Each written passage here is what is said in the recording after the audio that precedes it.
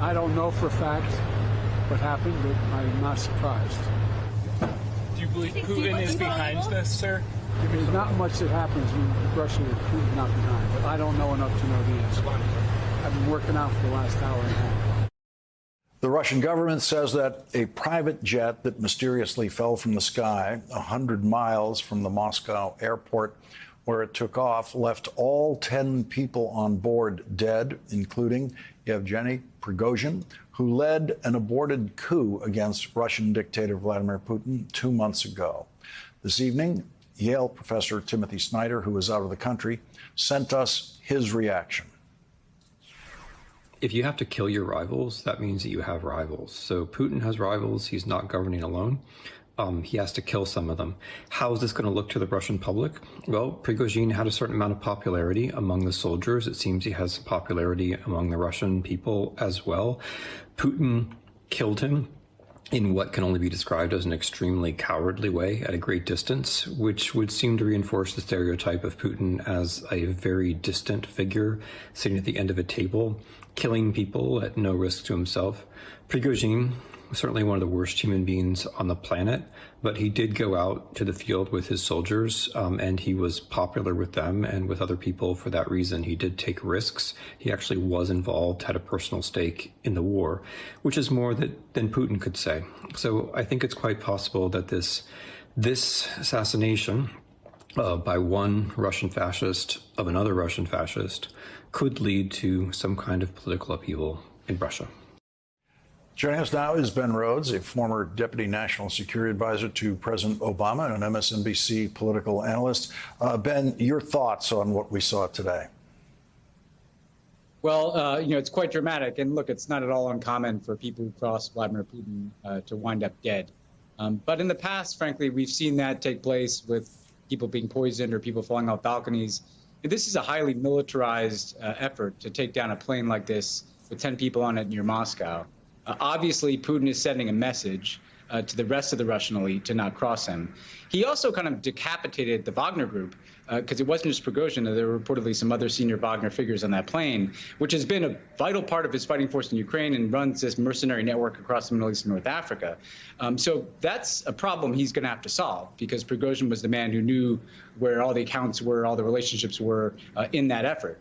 I think to echo Professor Schneider about one thing here, Lawrence, look, 6 months ago, if I told you that we're going to be sitting here and there will have been a mutiny where Prigozhin marched on Moscow, shot down helicopters, struck some strange deal, and then ended up getting killed in this manner, I don't think that would suggest that Vladimir Putin is in as he may be the strongman on top of the rotten pyramid in Russia, but he's certainly not the guy that has coalesced his support around his war in Ukraine that he probably imagined before he invaded.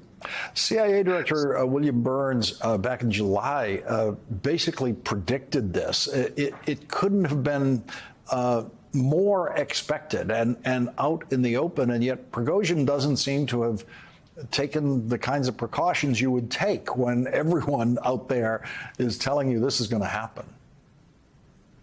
Yeah, I mean, there are a couple of points to that. I mean, one is Prigozhin, he'd been out in the field. He'd been in the worst fighting, or around it at least, in Bakhmut in Ukraine. Who knows what kind of screws pop loose in that guy's head?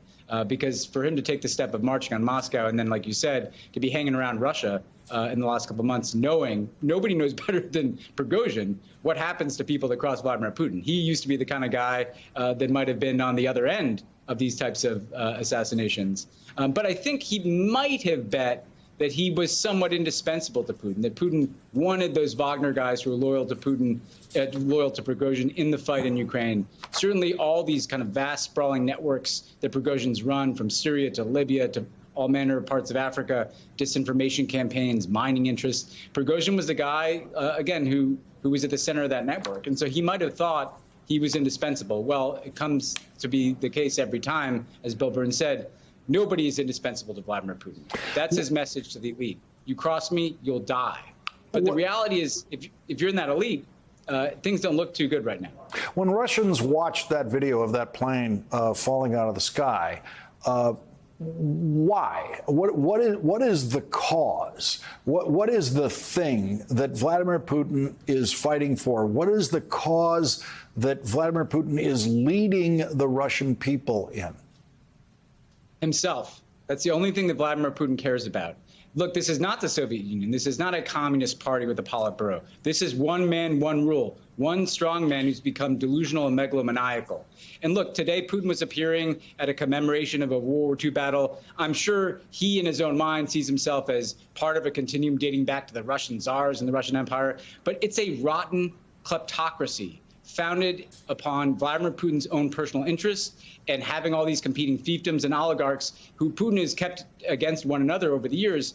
He's a man in the high castle sitting there alone right now, afraid of who's going to be the next guy who comes after him. And if you're an oligarch, you're thinking, I may have liked this deal when I had my yachts and things were going well. I don't like it much right now.